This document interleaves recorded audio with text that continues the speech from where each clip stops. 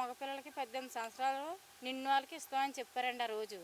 ఇప్పుడు ఏమైనా పెళ్ళిళ్ళు అయిపోయిన వాళ్ళకి లేవంటుండ్రు, పెళ్ళిళ్ళు అయిన వాళ్ళకే ఉన్నది అంటుండ్రు.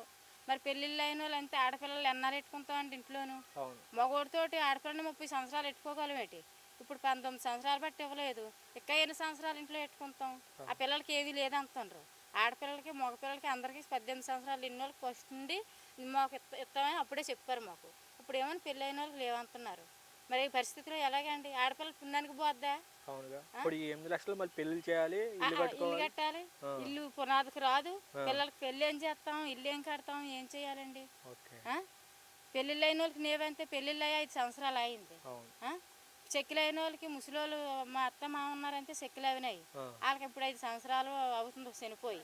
మొన్నటి వారికి నిష్ట వచ్చింది, ఇప్పుడు నిష్ట తీసి పారేసేయండ్రు దత్తలకు లేవనేసి. మరి దత్తలకు లేకపోతే ఎలాగండి?